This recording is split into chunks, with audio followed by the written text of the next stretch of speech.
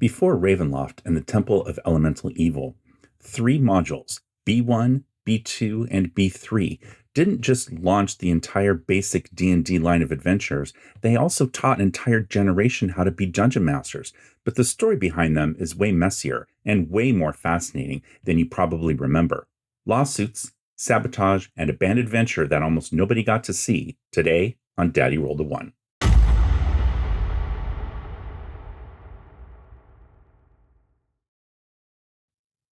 Hello there, and welcome back. I'm Martin, and this is another video in my series on the history of early tabletop role-playing games, including Dungeons & Dragons.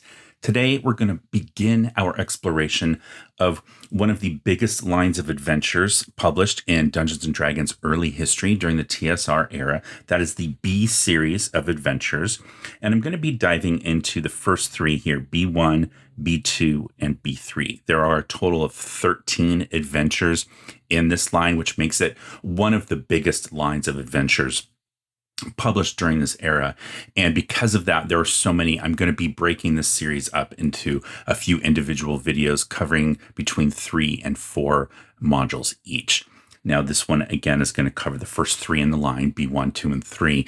And these 3 specifically are a really fascinating look at the goings on at TSR at the time and what was happening with the game of Dungeons and Dragons and tabletop role-playing gaming in general.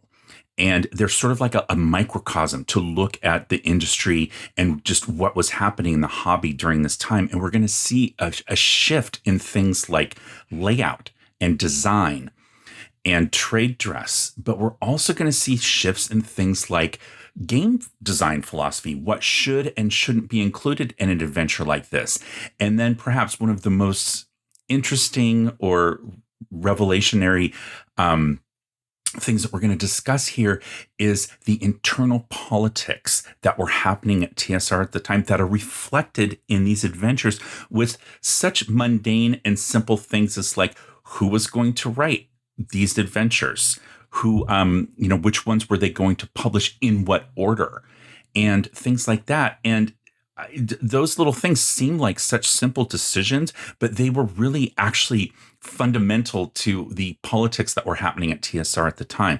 And I guess a slight spoiler alert, one of these adventures is actually going to be essentially destroyed before it was even really published to the mass market and then assigned a new writer and completely rewritten and changed. It's a really interesting history. It's also a little bit sad.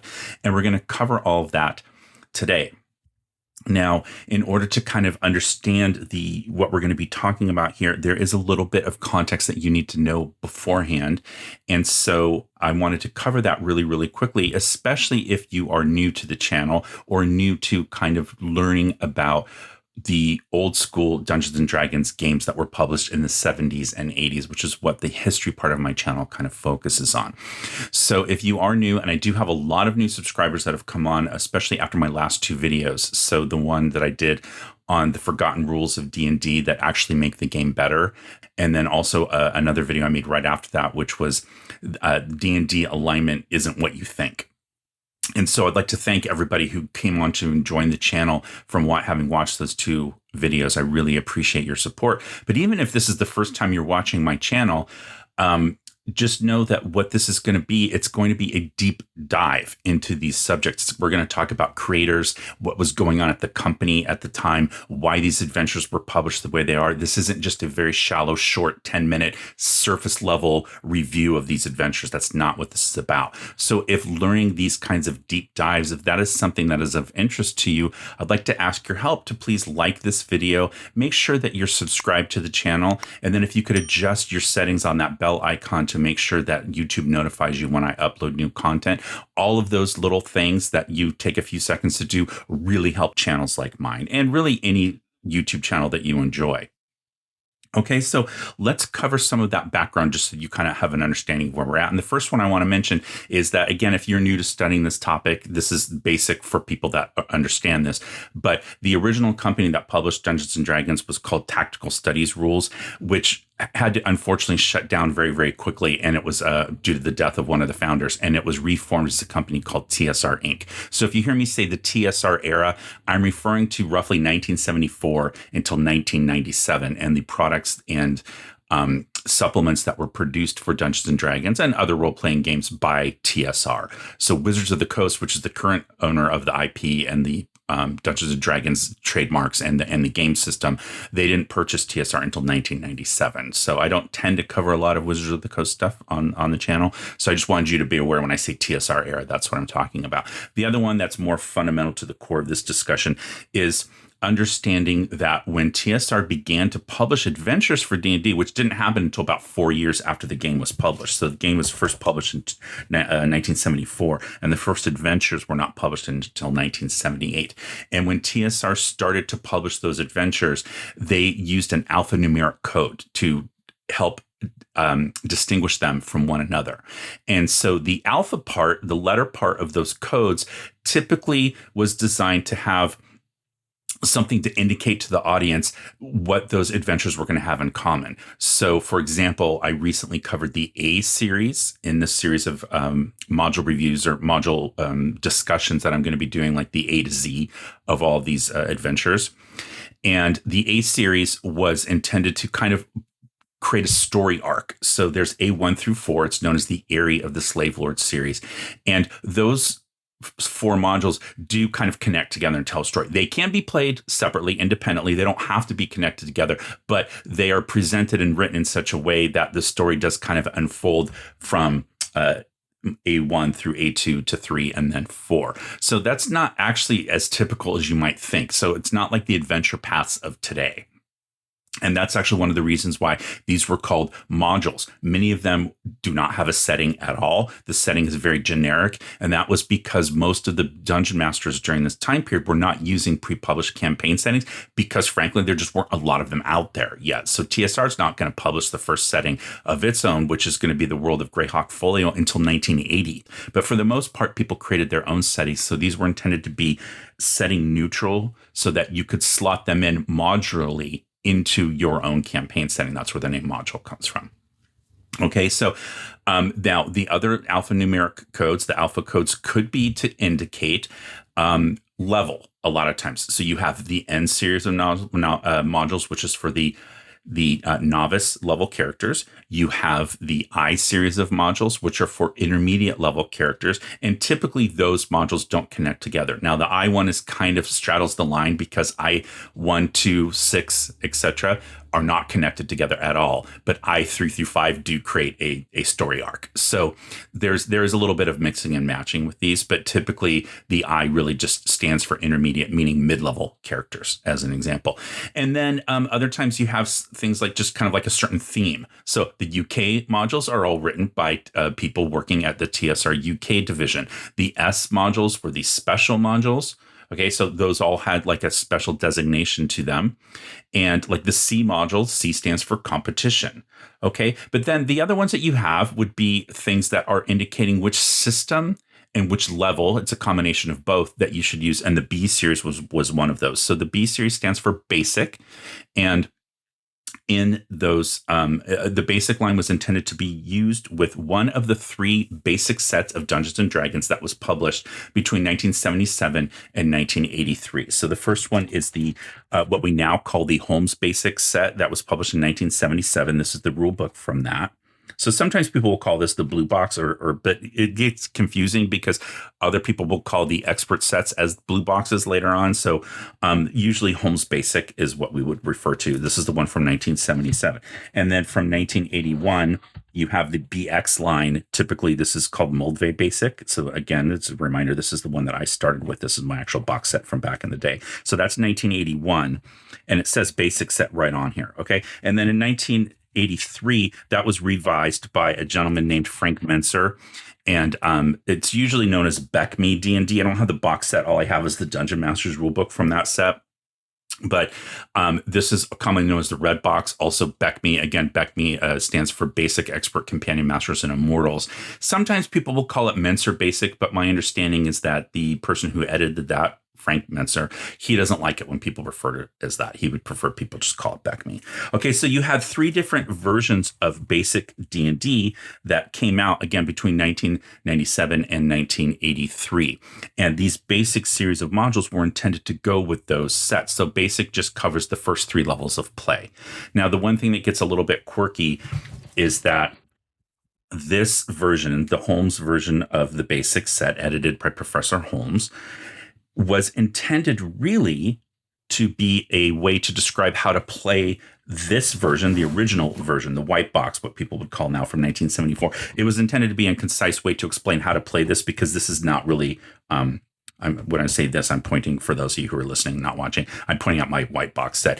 It was not written with the intent that people who were brand new to the game would be able to figure out how to play for this, or maybe it was supposed to be, but it's really not. And Professor Holmes realized that, and so he rewrote that so that the Holmes Basic set is an introductory set of rules to help people who don't have a wargaming background or who are not taught by one of the original creators how to play original Dungeons and Dragons. However, he makes some decisions because there are some rules in original D&D that just aren't clear, and so he made a judgment call and wrote new. And so there are rules in here that aren't consistent with any other editions of D&D, but the other one that is a little bit quirky as well is that after Professor Holmes wrote this, the manuscript was changed by people at TSR to indicate that it could actually be used as an introduction for advanced Dungeons and Dragons, which was being published simultaneously with the Holmes set coming out from 1997 through 1979. Advanced D&D is going to come out, and it is technically a different game system from original D&D. So you have these like different concurrent editions of Dungeons and Dragons being published, and this one is being written, Holmes was being written as an introduction to original D&D, but it says you can also use it as an introduction to advanced D&D. Why is that important? Because this module, B1, is written to work with the Holmes edition of D&D, but it also has to work with advanced D&D because the Holmes edition says it works with advanced D&D. So it gets a little muddied. Okay, once you get to the Moldvay Basic line from 1981, at this point you have a completely separate line of Dungeons and Dragons that is not intended to be compatible or work with advanced Dungeons and Dragons. And at that point, there's no cross-contamination, you could say, between these two systems. But the original module for B1 is going to have a little bit of kind of going back and forth, and that's why I brought it up. Now, the last piece of little history that we need to talk about before we get into this is the idea that the AC line of adventures that was published. So if I'm doing these in order, AC should come before B. And I'm not going to cover AC right now because the AC in that line actually stands for accessory. And there are 11 different publications in that line, but about half of them are not adventures. They are things like player character record sheets. There's a DM screen. Sometimes there are mini adventures, but there's like a creature catalog of monsters. It's sort of like a monster manual for the basic line.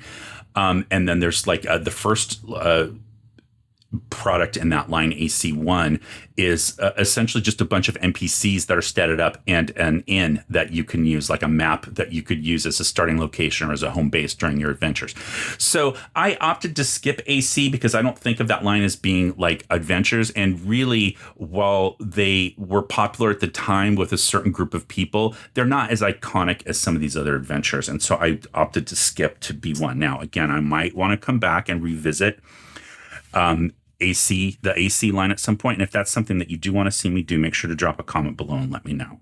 Okay, now that background's out of the way, but it is important. So I know somebody's going to drop into the comments and tell people that the video actually starts at whatever we're at here, 13 minutes and change.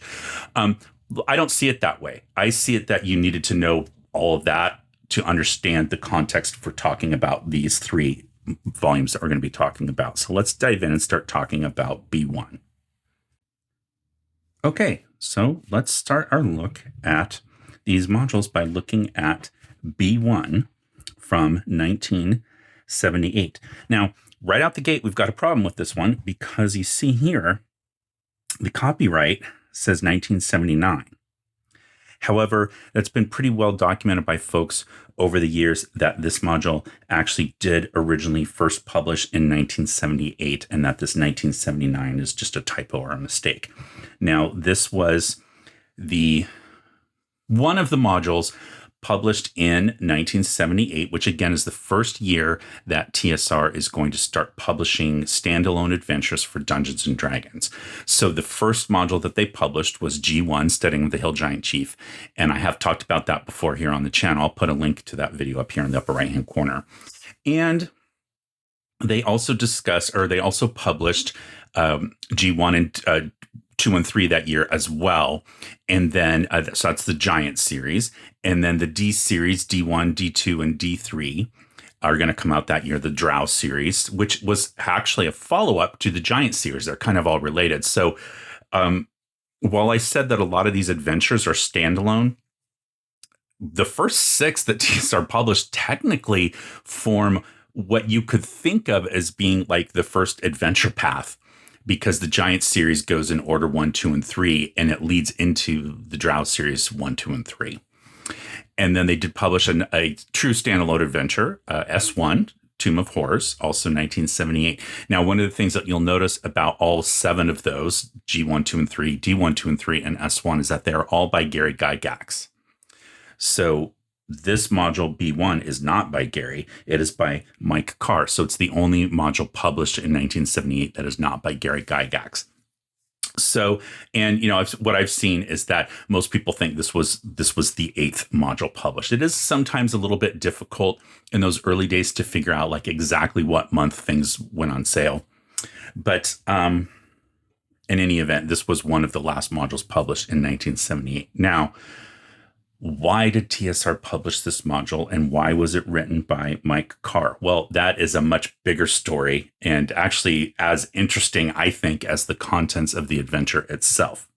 But in 1977, as we spoke about, TSR released that box set for what was called on the box Basic Dungeons and Dragons, that was intended to help teach new people how to play the game and cover levels 1 through 3, edited by Professor Holmes.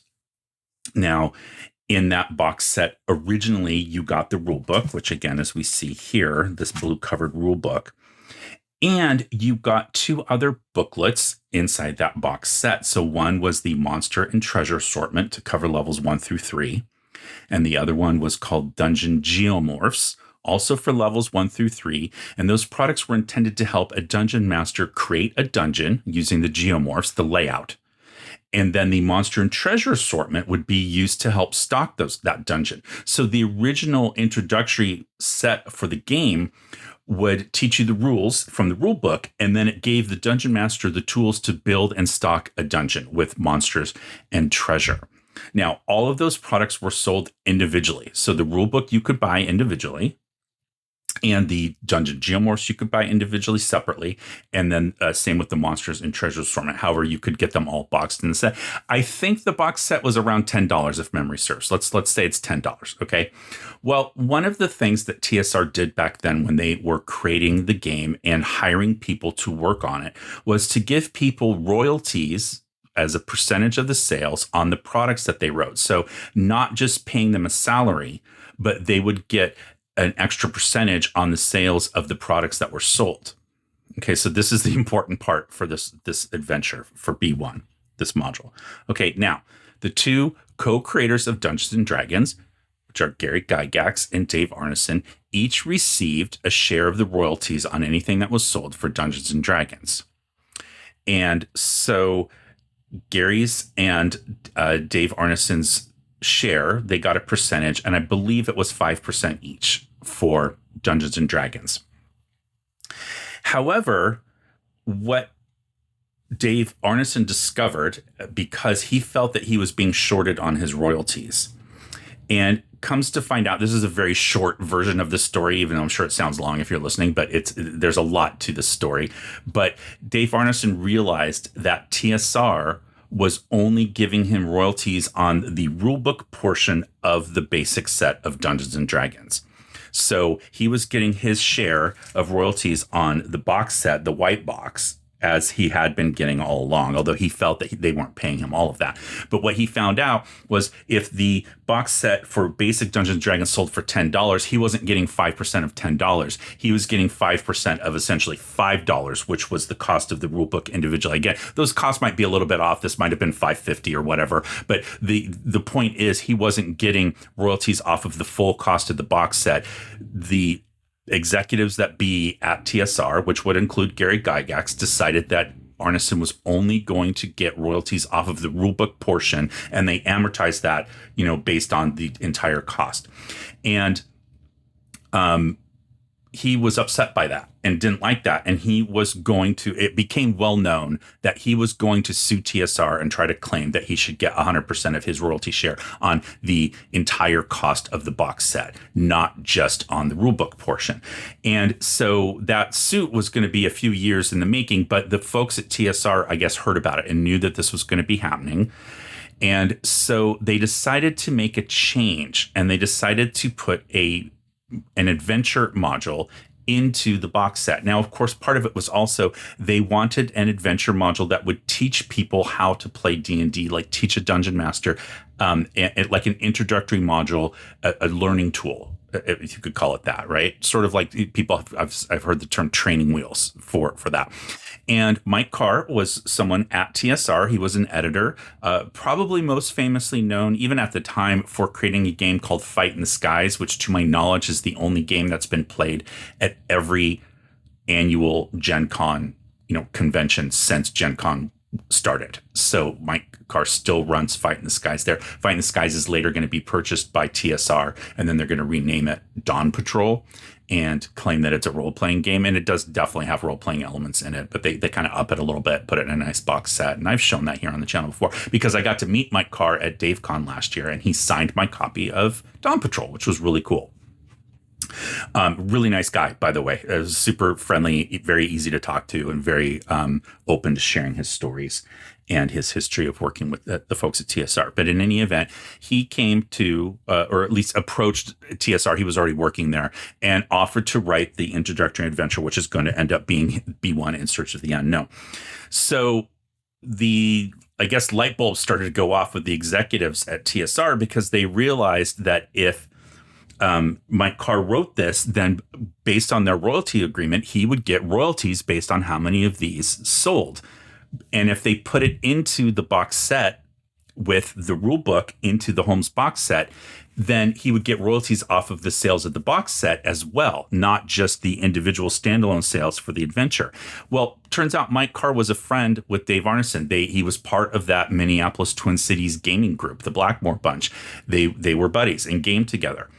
And so there was a little bit of a thought, and this is where things start to get, I talked about that internal politics at the beginning of the video.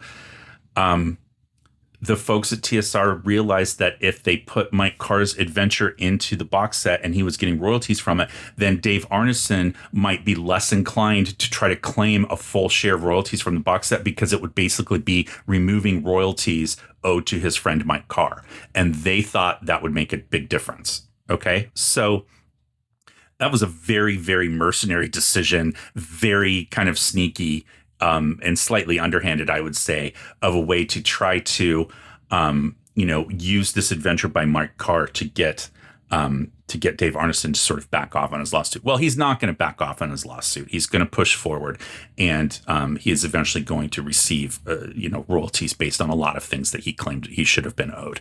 Not all of them, but a lot of them. Now, the other thing that's going to happen, however, is that, and I've talked about this before, if you see my video on the Satanic Panic. So one of the things that's going to happen, I think around 1979, it might have been early 1980, but I believe it was 1979. James Dallas Egbert III is a college student, and he is going to end up missing. And people are going to blame his playing Dungeons and Dragons on him having gone missing and say that he got lost in the steam tunnels underneath the university that he was attending, playing a live version of Dungeons and Dragons. And it turns out that was totally not true at all. He had run away and skipped town. Once he found out that people thought that he was missing and or dead, he returned home.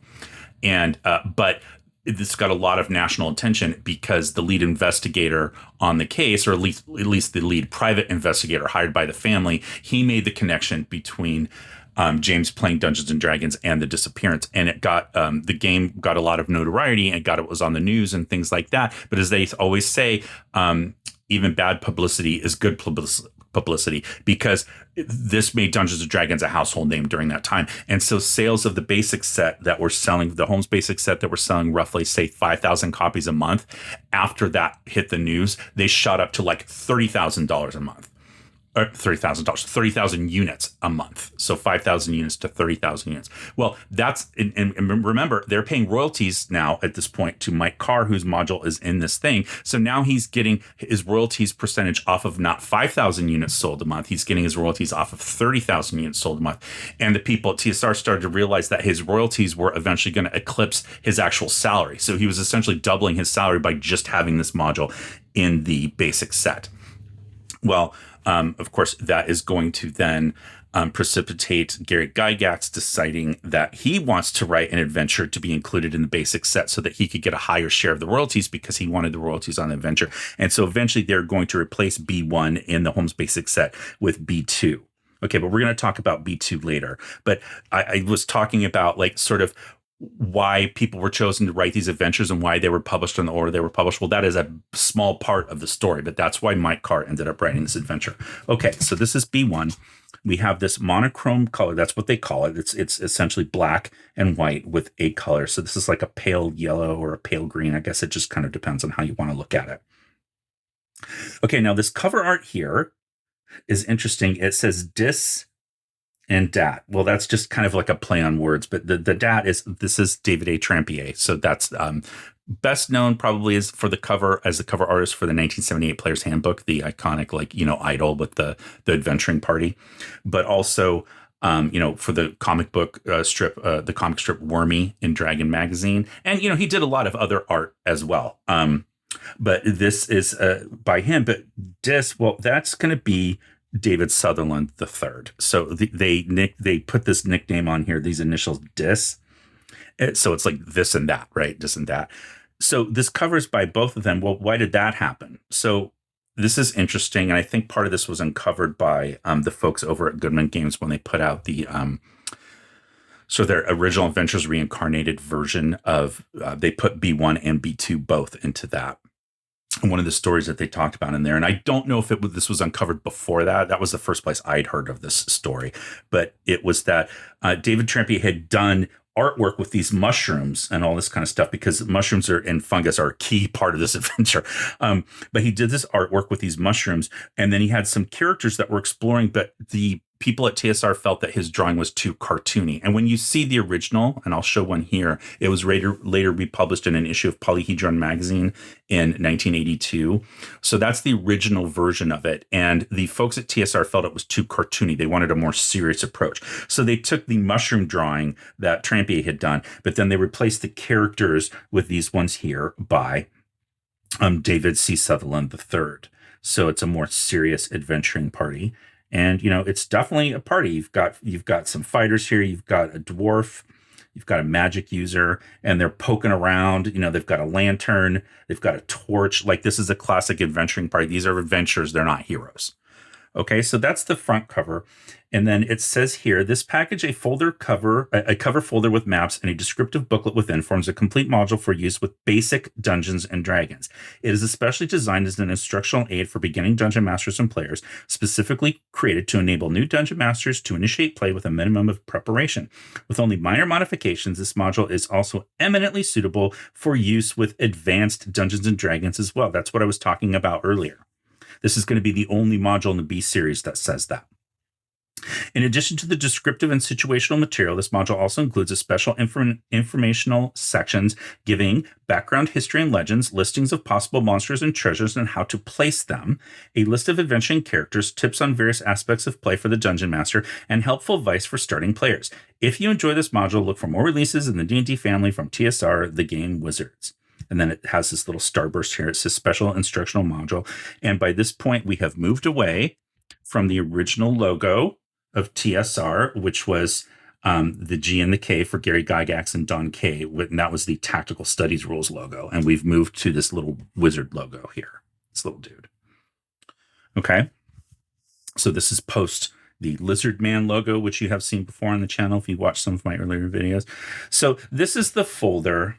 Now my folder is getting a little bit, I mean, you can see here, it's really starting to split, unfortunately. So I'm going to hold it by the booklet, not by the folder during the thing, but let's look at the back here. So we see the back cover. Now this is purely Sutherland III. You see his signature there. And this is just like some, you know, you've got a little tower here and then some overgrowth, some vines and trees and shrubs and that kind of thing. And then it says, this item is only one of the many popular aids for Dungeons & Dragons. So you can see the stuff that they were publishing at the time. Here's the dungeon geomorphs that I was talking about, set 1, 2, and 3. Okay, and then the outdoor geomorphs, and then the character record sheets pad, and then the modules that have been published. And this is the list that I gave you earlier, G1, 2, and 3, D1, 2, and 3, and S1. Okay, so that is the module cover. Now, on the inside, really quickly, here's our map. Okay, so you see the upper level and the lower level. So this right here starts to tell you, like, this is how they were thinking of presenting this material and why this is sort of an instructional module, because they're giving you sort of in two maps here, the classic D&D exploration adventure setting. You have the upper level, which is the more kind of like, you know, man-made dungeon, right? It's very clear that I mean, those are walls and stairs and that kind of stuff. Those are made by people.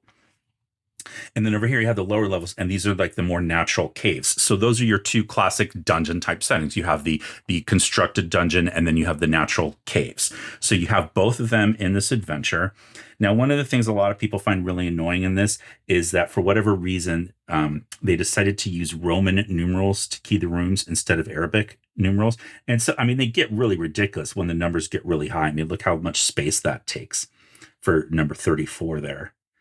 So that's part of it. Now, another thing people might not know, and why was this colored this blue color? Why did they use that? Well, this was a type of blue, and I learned this in my art design class, my graphic design class back in the 80s. So I was in high school. And but this blue is technically called non-reproduction blue. So I actually used to have a colored pencil part of my set that was called that. And the reason that you did that was because that blue would not come up on a photocopier. So when you copied a drawing, your blue lines that you used to sketch it out that you didn't keep, maybe you inked a different line because you didn't like that blue line. When you then copied it, that blue line didn't show up. Well, that was the intent with this. These were blue because based on the photocopying technology at the time, if you copied these, the blue was supposed to wash out and the map would be completely useless because you wouldn't be able to see all these lines. And so you would just have these big giant sections without being able to use it. So that was the intent. That's why this is blue. I don't know if a lot of people know that was why. Okay, so now here is our booklet. And again, I'm just going to hold this separately because I don't want my cover to split. But this just repeats everything that was said on the front down to the cover art just being in black and white here. Okay, so now we're going to get into basically, it says Basic Dungeons & Dragons Special Instructional Dungeon Module B1 in Search of the Unknown. And again, it's by Mike Carr. And this is a 32-page adventure. So it's actually quite long compared to, again, if you see my video on the Giant series, G1, Studying of the Hill Giant Chief, was 8 pages. With a cover folder. So this is 32. It's 4 times the length. And part of that is because, again, it's teaching you how to play Dungeons and Dragons. So you're using this sans serif font. I forget which font this is. But it tells you, it says introduction. This package forms a special instructional module for the play of Basic Dungeons and Dragons. So it's for beginning players. And it says that most material within this book is that contained in the D&D basic game booklet. In some instances, new material such as additional monsters, magic items, etc. is included. And then they're going to give you all the info. So my intent here is not to review this from the standpoint of like, what is this module about and how do you play it?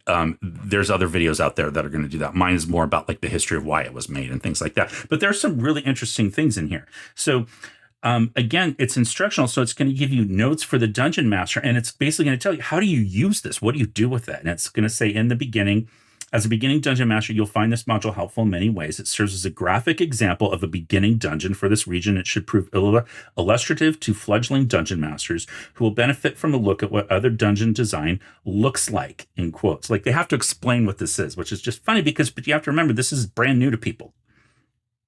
Those designing their own dungeons will want to note various aspects of this dungeon, which will give them valuable insights into the creative process, which allows them to formulate their own unique dungeon and game setting. Those going on to design their own dungeons and campaigns should be advised of the various playing aids available from TSR as official Dungeons and Dragons accessories, most notably the various sets of geomorphs, etc. Okay, I know a lot of people probably hate that they were, hawking their products right here at the beginning, but I don't have a problem with that. Okay, so then it says, second, this package provides an almost ready-made game situation which can be utilized for one or more playings. Some initial preparation is necessary. So we're going to use that word some lightly here because there's a lot of preparation that's necessary. In addition to reading the material through one or more times before using it in a game. The preparation, however, is interesting and fun as well as instructional, for it shows how a dungeon master or DM stocks the dungeon with assorted treasures and monsters before any adventuring begins. Separate lists of monsters and treasures to key with the various locations inside the dungeon ensure that no two similar modules will be the same when set up by different DMs, and will also guarantee that players will not know what to expect in any given room or location. As for player characters, participants can use their own characters rolled up according to the guidelines within the basic Dungeons and Dragons rulebook, or choose from a list of pre-generated characters supplied here, including possible hirelings and or henchmen to accompany the player characters in their adventuring. So one of the things about this module is that I think there was a thought at the time, and you have to remember, one of the reasons that TSR didn't even want to publish adventures is because they didn't understand that anybody would want this. They thought part of the fun of playing Dungeons and Dragons as a dungeon master was creating your own dungeons and stocking them with monsters and treasure and drawing the different outlines and the layout. And it wasn't until they saw third-party companies publishing adventures like We Warriors, as an example, that they realized that there was a market for this. But there was also this thought that, when you get into this game, a lot of people were going to buy anything that was put out because they were just so enamored with this idea of the game. And so the thought of a player buying this adventure and reading through it, well, then they would spoil it when they played it because they would know where all the monsters and the treasure were. So the idea of not keying the monsters and the treasure in this ahead of time, but leaving it blank and having the dungeon master do that meant that a player wouldn't know what was going to be in each room because the dungeon master was going to change that up. And then you could totally play this again by starting from scratch and stocking it and getting different random rolls and putting what monsters were where. Okay, so I'm going to show examples of that as we go on, but that was part of kind of the thinking behind this. And it is a very different game design philosophy. This wasn't designed to be put in front of you so you could run it as is right out of the box. You had to do work to make this adventure playable because, again, you had to go through. I mean, I'll just show you right here as an example. We'll get here. Here's a room example. So it says encounter areas. And then it says, you see here, it says monster and treasure location, and it's blank. There's nothing there. Like, here's a kitchen. And then here's, all this stuff. And then what's in the kitchen? I don't know. Monster blank, treasure and location blank. And then what you did was you went to these tables in the back and you rolled on them to figure out what the monsters were. So you would just determine it randomly. And then what the treasure list, there's a whole separate treasure list here that will tell you what the treasure might be in these different rooms. So you can see the person I got this from, this was not my original, it was from a friend, but I got it from a friend back in the 80s. But it's actually pretty easier to see here on the phone. I had trouble reading it without, but looking through the phone here, it works. So he had stocked it with a carrion crawler. Now the treasure, I can't see what it was, but very clearly you can see the impressions left from his pencil, and he erased it later. But there was a carrion crawler there. And then over here, this looks like a giant centipede. And then what was over here? That is very difficult to read. It says 6, I would say dwarves, except I don't think that's what that is. And then this says giant ants, maybe. I'm not really sure. It's hard to read, but the clear one there is the one I showed is the carrion crawler, which I would not want to run into as a first level adventure. Okay, so that was how this adventure was intended, and that was the thinking at the time, and it's one of the reasons I think why Mike Carr was such a great choice to run this, because again, he wasn't one of the creators of Dungeons and Dragons, and he was more of an editor. He was a player, but not a creator. And so I think not having Gary Gygax do this was a huge thing, because you were having sort of, I don't want to say an outsider, but someone who didn't create the game figuring out how to show other people how to play the game. And so he probably wrote it from his perspective of like, what would he want to know? And because he didn't create it, he actually had to stop and think about that. Sometimes it's like editing your own work. You kind of accidentally skip over things, and you might make a typo or leave a word out. I do all the time. I leave words out when I'm writing, but when I read back to edit it, I read past it as though the word were there. That's what I'm talking about. Like Gary trying to write a module like this to teach people, he would probably end up accidentally skipping over things that are really crucial to tell an important dungeon master, because it's just so second nature to him. So that's not a complaint. That's just sort of an observation about, trying to write something like that. Okay, but Mike Carr's going to go on here and talk about things like, in general, this dungeon is less deadly and more forgiving than one designed to test experienced players. So all of the modules that have come out to this point, remember, the G series, the D series, and S1, Tomb of Horror, specifically S1, are for higher level characters, and also are very, very deadly. They're very, very challenging. Fighting giants, and there's a lot of giants, is very tough. And so he's saying like, this one is not going to be like that.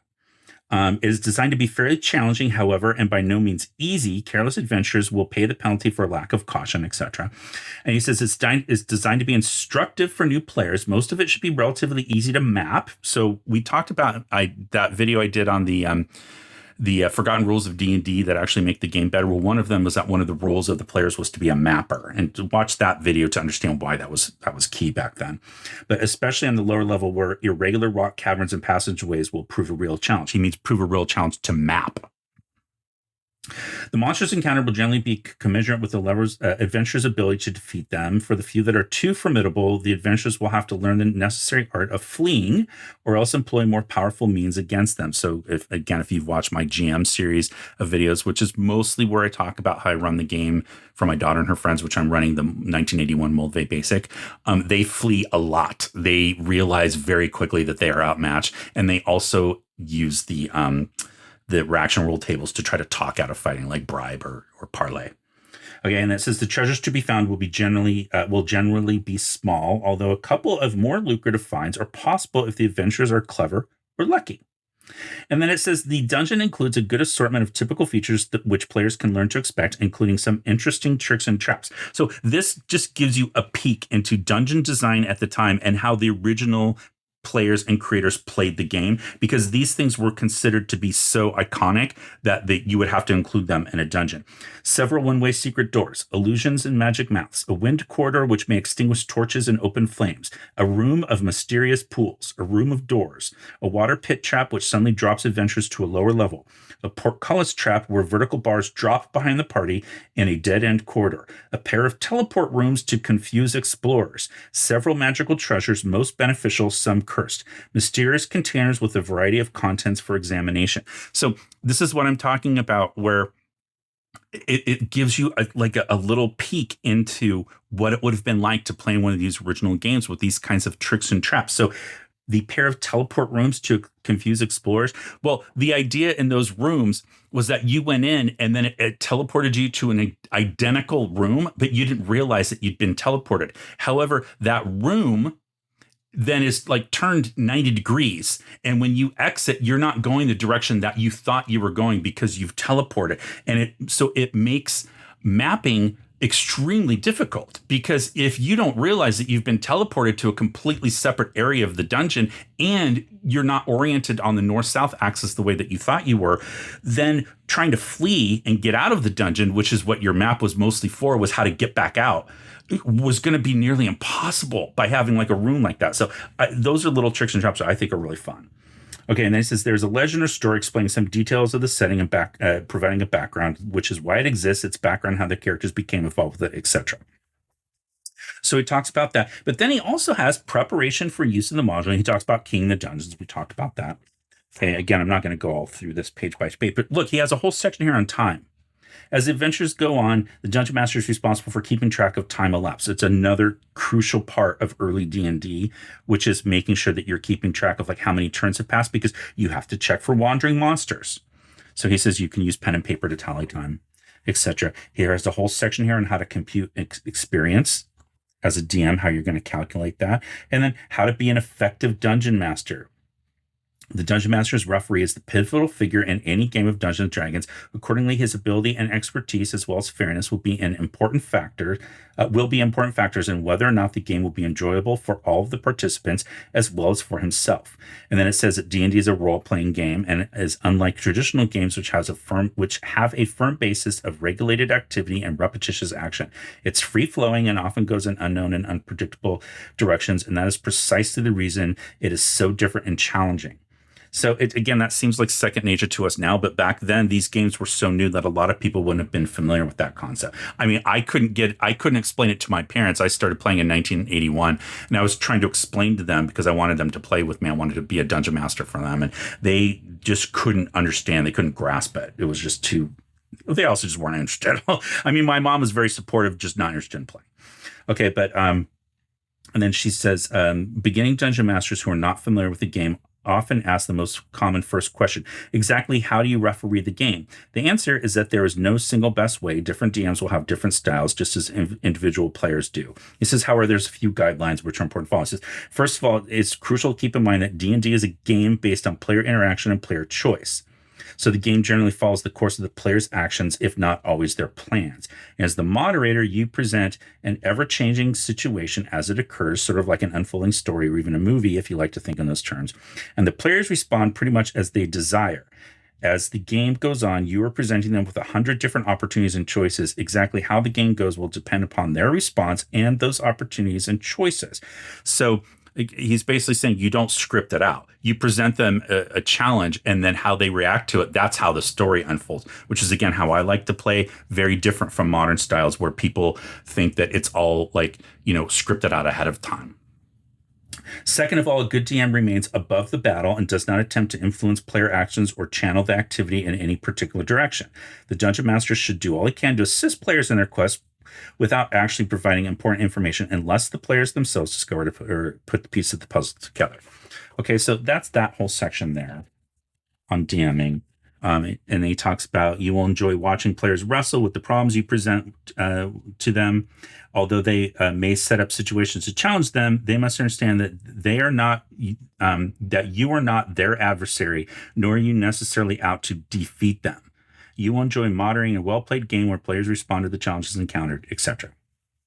But he says, let your players do the thinking and the doing. As Dungeon Master, you're the game moderator, which means you set the tempo of the game. So this is all great advice that is applicable even today. There's nothing in here that wouldn't be applicable to how to run a game today, a successful game. Okay, so here's a little interesting tidbit. Using this module with Advanced Dungeons & Dragons, and again, this is going to be the only time that we see this in a B series module. It's also going to be replaced pretty quickly in future printings, even future printings with the monochrome color. They're going to remove this section once they have made kind of this determination that the basic line is a separate game from the advanced line. But there's all this, advice here. This little paragraph on using the module. Okay, then it gives you the background. Now here it's interesting because he's going to name two characters: Rogan the Fearless, a fighter of renown, and Zelagar the Unknown, a magic user of mystery and power. And he talks about like these are adventures, and they went on, did all these things, and then they fought a bunch of stuff. They're heroes, and then they met their demise, but their treasure is still out there, and so you're going to go find this treasure. Kind of that's sort of that's the light, very basic premise of this adventure. Now here's another interesting thing that we're never going to see this again in a basic line module. It says, note, in the mythical world of Greyhawk, available from TSR. So it says it's available. However, at this point in time, I don't believe it was. It's definitely not listed here on the back cover. It does say other releases of additional items relating to D&D are planned for the future. So I think they were planning on doing this. However, I don't believe by 1979 that the World of Greyhawk was available. Well, and again, this is 1978, technically. But it says, in the mythical world of Greyhawk, the stronghold can be considered within any one of the following lands: the barony of Radek, the Duchy of Ten, or the Theocracy of the Pale. So that's never going to be mentioned again, the world of Greyhawk in this basic line. And why is that? It's because Gary Gygax and the executives at TSR are going to decide that the world of Greyhawk is going to be reserved just for the advanced Dungeons and Dragons line. So the Steading of the Hill Giant Chief, the Drow series, all of those are going to take place in the world of Greyhawk. But again, remember, this is new. And I don't think at the time, even when Gary was starting to think about there being an advanced Dungeons and Dragons, I don't think the thought was there that they were going to be two separate games. I think the thought was that they were going to be compatible and there was no reason to separate them. But once it was determined that advanced Dungeons and Dragons is going to be a separate line, Gary is going to put the world of Greyhawk in that line and not in the basic line. So why did he pick the advanced versus the basic? Well, one being Gary Gygax is going to be the sole author of Advanced Dungeons and Dragons, at least the core rules. And so the world of Greyhawk was his setting. And so he wanted to keep those two together. Also, remember that lawsuit that I talked about? Dave Arneson gets royalties off of stuff sold in the B line, the basic line of D&D. And I think Gary doesn't want to have his World of Greyhawk associated with that basic line, because that line, again, is partly associated with Dave Arneson, whereas Gary Gygax is going to claim that Advanced Dungeons and Dragons has nothing to do with Dave Arneson. And so he's keeping them separate. Gary is basically going to stop creating content for the non-advanced version of Dungeons and Dragons as soon as like 1978, 79, when the Player's Handbook and Dungeon Master's Guide are written for advanced D&D. He's going to put all of his efforts into creating content for advanced D&D and leave the non-advanced line to other people. So he doesn't want his line being used by his campaign setting, Greyhawk, being used by those other people. So he's going to leave it for the advanced group. Okay, but then you have all this stuff here about legends. You've got that background I talked about, and it tells you, like, each player is going to roll a d4 to figure out how many legends they know. And then here's all the legends, and some of them are false. And then you've got the dungeon level, and then you've got, your wandering monster table, which he's told you how you roll on that. And then you've got all these locations that need to be keyed with monsters and treasures. We talked about that already. Now, this interior art here is all going to be by Dave Sutherland. Okay, so that's all of that. And really, that's kind of like the core parts of what I wanted to talk about with this module. Now, one of the cool things that's here at the back, I think it's fun, is they have all of these availability of henchmen and hirelings. So again, showing how important this concept was. Again, part of that video I did on the forgotten rules of D&D that make the game better. Part of it was that you always had henchmen and hirelings in your party because you needed them. And then he gives you character classes that you might use. And then there's this little personality table. So you can roll to see what their attitude is, their courage, their disposition, and their loyalty. So that's a fun thing. And again, could be used in any game today. Quickly at the table to figure out the attitude, personality, and disposition and loyalty of an NPC. Okay, and then he gives you a list of clerics that you can use as hirelings or as player characters. And I just love these names. You have Farnd of the Great Church. You have Doram, servant of St. Carmichael. You have the Mystical One, Mulgar the Merciful, Seaful the Unforgiving, Filgo, Tacit, servant of St. Cuthbert. Well, that's a connection to Greyhawk, so that's going to be removed. Wilbur the Silent, Cracky the Hooded One, Grampole of the Secret Church. Well, what I like about these names is that they're evocative, but it doesn't tell you anything about it. We don't know what the Secret Church is. We don't know what the Great Church is even, or who these saints are. It just puts these names on there, but then that leaves it up to the player and or the Dungeon Master working in combination to fill in the details of what all those things were. So it's sort of like, it's like a limited form of world building just from like a single title of a character, which I really like. And then it gives you like some things that they could have, their level titles and all that stuff. And then the same thing, you've got your fighting men. The names here I don't think are as evocative, but that's fine. You've got your magic users, Presto, the elf, famous kind of iconic elf. And you've got, all these other ones here. Trebulo's Boy Magician. I love that one. And then you have your different tables there with your spells and everything. And then you have your thieves. Okay, now here's interesting. The thieves here might be halflings, humans, elves, dwarf. Now, why is that? Because we know in basic D&D, at least in Moldvay, that there is no dwarf thief. If you're playing a dwarf, you are a dwarf, and that is your race and your class. Well, remember, this is being used in an earlier version of the game, specifically to introduce people how to play original Dungeons and Dragons. And in original D&D, in the Greyhawk supplement, when the thief class is introduced in 1975, it specifically says that dwarves, elves, and hobbits can be thieves. And so this adventure is going to use that. That's why this one it's kind of this weird in-between adventure. Not weird, but it's just this in-between time where, like, is this for original D&D? Is it for advanced D&D? Is it for its own system, which is the Holmes Basic? Because Holmes Basic says, in the rule book, it says that dwarves, elves, and hobbits can be thieves if you want them to, but in order to learn how to do what their abilities are, you have to refer to advanced D&D. But this is not telling us that, so it's very clearly being written for, I think, original D&D. This module is being written for original D&D. Okay, so that is B1. Now, in 1981, B1 is going to be revised so that it's going to be more consistent with the basic Moldvay basic set from 1981. Okay. And so it's going to get the new trade dress. So it's going to change, and its cover is going to look more like something like this. So here's a picture of the brown cover that's going to be used. This art is by the artist known as Darlene. And she doesn't use a last name. It's just Darlene. And she's most famous, again, I've showed this before, for doing the original Greyhawk maps from the World of Greyhawk campaign setting from the 80s. And they're going to replace, like, the text about the advanced D&D stuff. They're going to strip out any of that stuff, and they're going to change the mechanics in this slightly, some of the game mechanics, to be more consistent with the Moldvay basic version of Dungeons and Dragons. And so that's the one that a lot of people know that one a little bit better, the brown cover.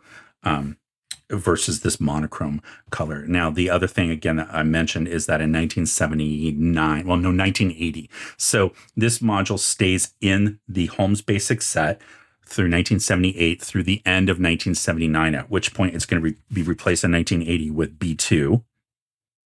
So this is going to straddle the line between the Holmes Basic set, and it's going to ship with every copy of the Moldvay Basic set. So that's where I got mine. Mine came in this box that you see right here. So that's another interesting thing that you see here is with these three modules, you see the difference in trade dress. So this one is more consistent with, the monochrome kind of, again, the cover and everything here for the Holmes Basic set.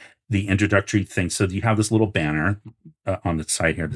Now this one also has this banner, but it's orange, and the typeface is different. Just everything about this is a different presentation. It still has the special instructional module badge on here, but it's a little bit more consistent with this one. But even the trade dress between these two, like this has the logo for TSR up here, Dungeons and Dragons, the iconic font. It doesn't do that here on B2. And then B3, moving forward, this is going to set the standard for pretty much everything that's going to come out until the BECMI version of D&D comes out. So you see just the change over the course of these 3 years. So this is 78. This is 79. And then this was originally supposed to be 1980, but it comes out in 1981. And we'll talk about why that is in just a few minutes. Okay, so let's talk about B2. And I have talked about this module a little bit before, mostly from the standpoint of how I run it for my daughter and her friends. So this is the first module that I ever played, I started with back in 1981 when I started playing. And I decided to use it. Well, by luck, it happened that it was the adventure that I used for my daughter and her friends in the campaign that I run for them. So this was first published in 1979. People say it is the 12th module that is published for the Dungeons and Dragons / Advanced Dungeons and Dragons line. So 12th adventure published by TSR. And it is going to be the first one that is all color. So up until this point, all the previous modules that had been printed had this, again, what they call the monochrome colors. And B2 is the first full color module. So originally, this is a later printing, but originally there would have been a note on here that did say that with a little bit of minimal modifications that you could use this adventure with advanced Dungeons and Dragons. However, that's going to be removed pretty quickly. So I don't have that one. This is the one that came in my box that I showed earlier, and it's a little bit of a later printing. Okay, now this, I think this is a pretty iconic picture. A lot of people recognize this one. And the reason that they do is because this has been cited as being the most widely published adventure for Dungeons & Dragons of all time. So estimates are that about 1.5 million copies of this were distributed out into the wild, either as part of the Holmes Basic set, as part of the Moldvay Basic set, or just standalone. So, and that is, I believe, by far the most of any adventure ever. Okay, so this artwork is by Jim Rosloff. You see his signature down here, and it shows, I would believe this is an elf because of the pointed ears, this bow person. And then I think these are intended to be hobgoblins. But a lot of people argue about like what these things are, but basically just this iconic full color picture. And this would have been really cool to see at the time, again, because you were so used to the monochromatic colors. Okay, so it says this module includes a cover folder with maps. So basically what we saw in the other one. And it says here, many features to aid novice players and dungeon masters, legends, history, and background. All that is there. And it says, plus an interesting area for characters to base themselves in, and then in parentheses, the keep, before setting out to explore the caves of chaos, exclamation point. Okay, so that's the front cover. And then here we have the back cover. Now, this is by Errol Otis. You see the monogram signature here. And this just shows the keep and a group of adventurers heading up to it. And then it gives you, again, the different things that we have for sale, available for sale, which is going to be a different list than what we saw before based on when this came out. Okay, so that's the cover. So really in this one, so this is the map that you see here. These are the Caves of Chaos. So this is the key part of the outdoor exploration, outdoor-ish because it's caves. But each one of these little lines indicates like different strata. They're on different levels. Okay, now, different from what we saw before, the front page illustration here is a completely different picture. This is not just a repeat of what we saw on the cover, but this is a different illustration, and this is still by Jim Rosloff. Okay, but you see an owlbear here fighting a group of adventurers, but the text down here that repeats is the same.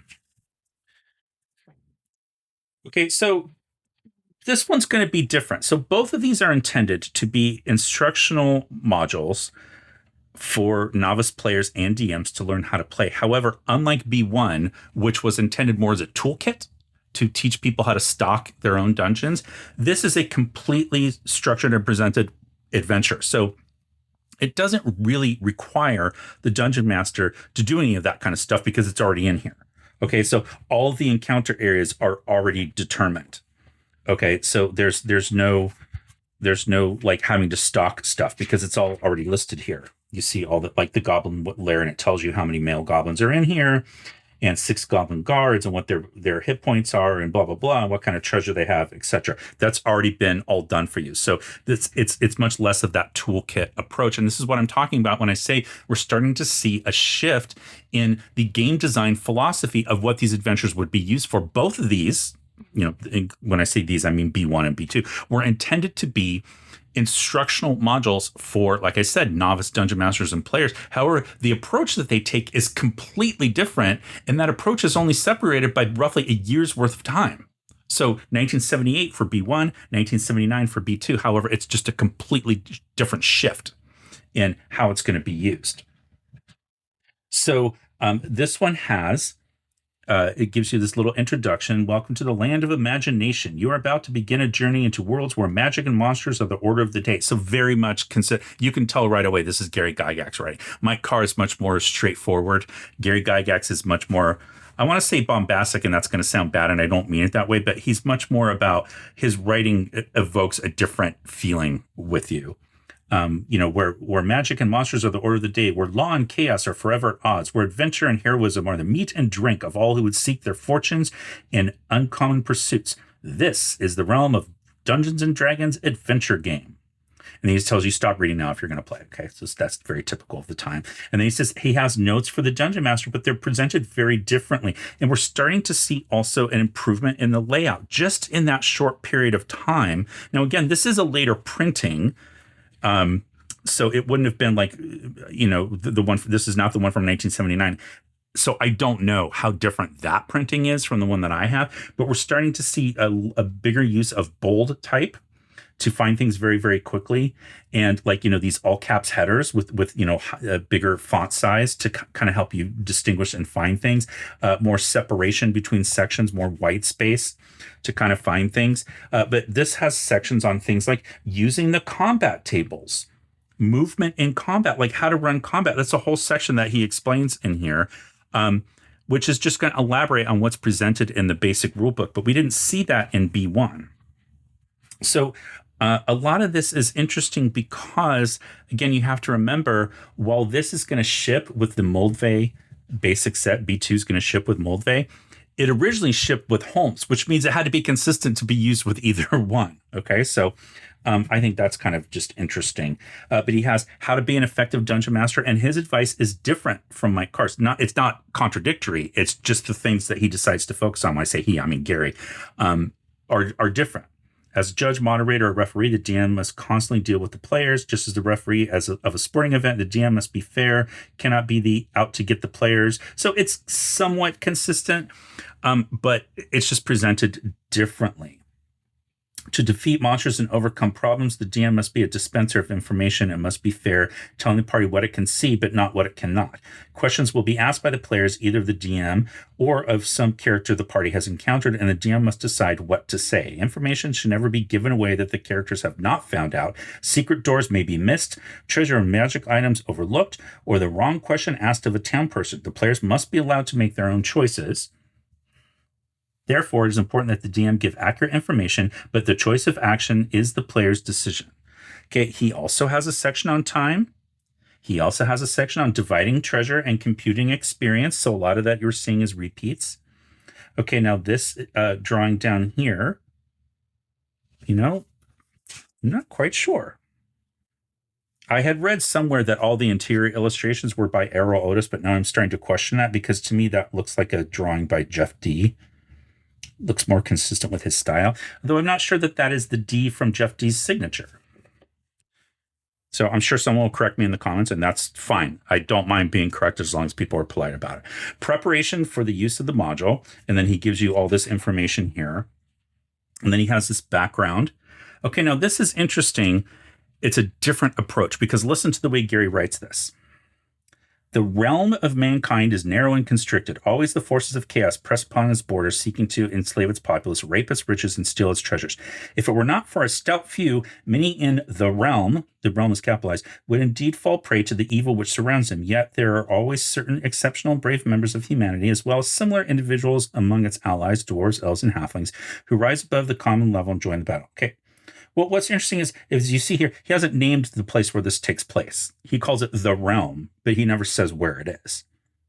Okay, and that is a choice that he's making because, again, this was intended to be a module that you could stick into any campaign setting. So the keep itself, DM notes about the keep. The keep is not named. It's the keep on the Borderlands. It's very generic. I actually like that kind of titling because it's immediately...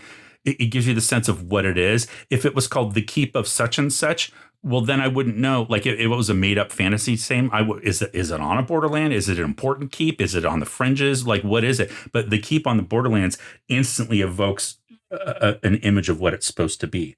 Now he's going to keep that up in here because all of the characters in here don't have names. They only have titles. So as you see here, the jewel merchant, there's no name for this merchant. The smithy and the armorer, the provisioner, the trader, the loan bank. Okay, so all of those are just given by their title, their job, not names. Now, a lot of people don't like that. I've heard people complain that like this is so generic.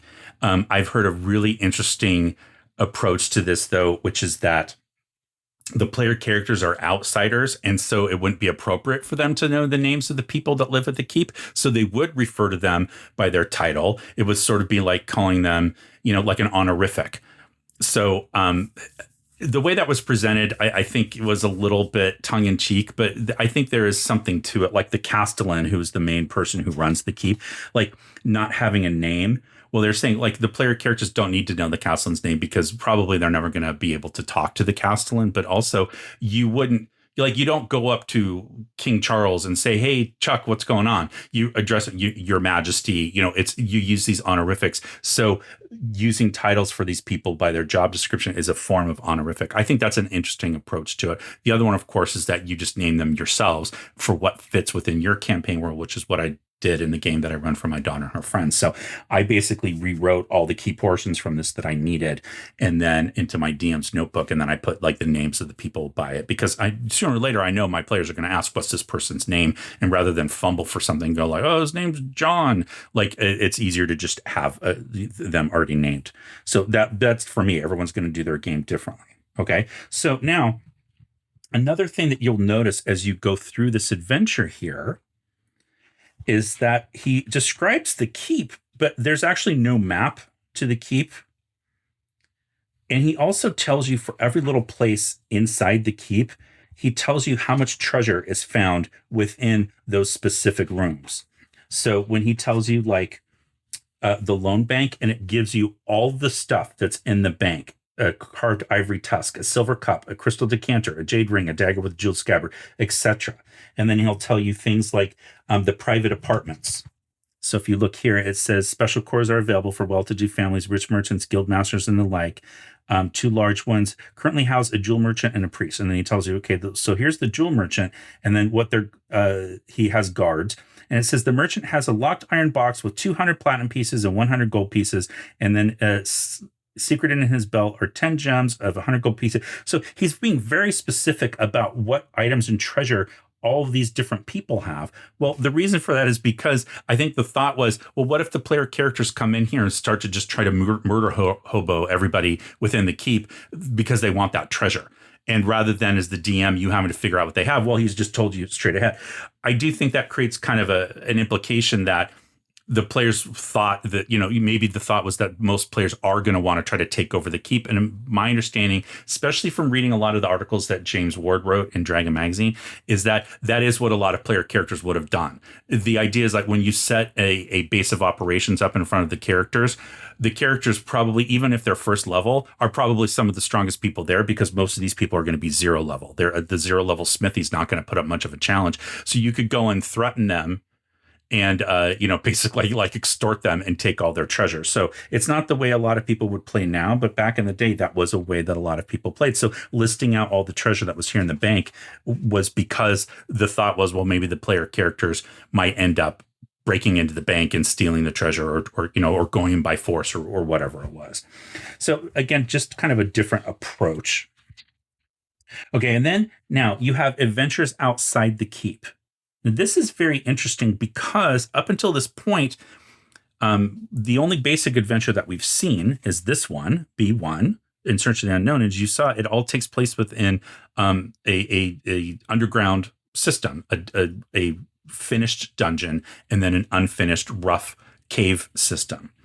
Well, this one has the keep, which is not really a dungeon. I mean, you could look at it that way as far as like what it represents, but the keep is like your base of operations. Essentially, that's, I think, what it was intended to be, a place where characters could go and rest in between adventuring into the caves and maybe get healed by supplies. That's why there's a provisioner. There's a smithy to get weapons and armor repaired if you needed that kind of thing. Okay, buy food, all that kind of stuff. And then you have the Caves of Chaos in this, as we showed already on this map here. But to get in between, you have to travel. Well, there's no traveling rules for wilderness in the Moldvay basic rules. That's not going to come until the expert set, which is going to cover levels 4 through 14. So because of that, Gary has to spend a little bit of time in this module explaining how to travel between the keep and the caves. And that's interesting. This is sort of like a one-off little example, and this would have been new to people playing the basic version of D&D, this idea that like they can adventure in the wilderness. So he's got rules here for camping outdoors overnight. And then he has some encounter areas: Mound of the Lizard Men, Spider's Lair, the Raider Camp, the Mad Hermit. Now, my daughter and her group didn't do any of those because we didn't use them. The Hermit was there. They just never went over to go visit him. Okay, then you have the Caves of Chaos. This paper here, this is old computer printer paper. Sorry, I should show that. And this is, as a kid, I was trying to rewrite this to use it with advanced D&D. Now I don't do that. I don't convert between the two. I just do it on the fly. But back then I was trying to be very diligent. And so I was going through by hand because I didn't have a typewriter, and I was rewriting all these encounters to use advanced D&D. And I just kept this paper in there all these decades later. But here you have the Caves of Chaos in the map. Now, here is the map in between the wilderness map. And unfortunately, you see it's starting to kind of come apart a little bit, which I hate, but that's just what happens. Now, here's your map of the keep. I said there's not a map of the keep, and that's not necessarily true.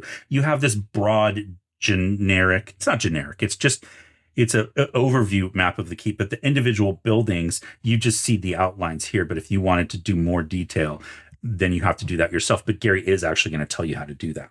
So now here in this middle spread of the module, he's going to repeat some tables from Basic D&D so that you have it right here in the module. You don't need to get your rule book out. So he's got your attack matrices for characters and monsters. He's got the cost of equipment and weapons, saving throw tables, and then reference tables like the cost for miscellaneous items.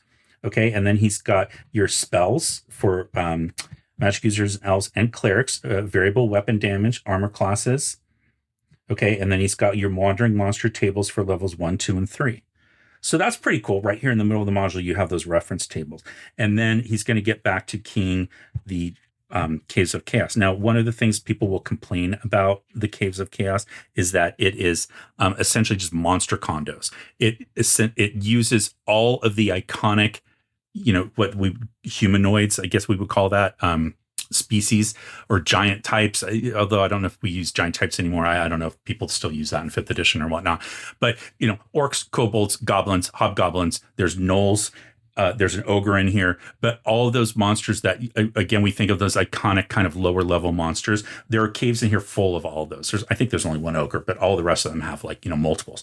So, and Gary Gygax was later on, he did say, people kind of question him on this. And he said, yeah, it doesn't make sense from an ecological standpoint that all these monsters would be living in close proximity to one another without completely trying to dominate each other. But he said, it's not supposed to make sense. This is an introductory module so that you have a chance to encounter these different creatures and see them in their habitat and then interact with them, and having them close by just meant it's easier because you don't have to travel so far to get there. So yeah, it doesn't make sense. So I think that's part of the fun of this module. Part of the fun of this, and people have written articles on this, there's blog posts, there's videos, there's things on how do you make this make sense? How do you not rewrite it? How do you add background and flavor to this adventure so that it's okay that you have goblins living in caves that are very close to orc caves and stuff like that? So again, you can watch my series on GM advice, which a lot of it focuses on how I ran this adventure for my daughter and her friends and the changes that I did make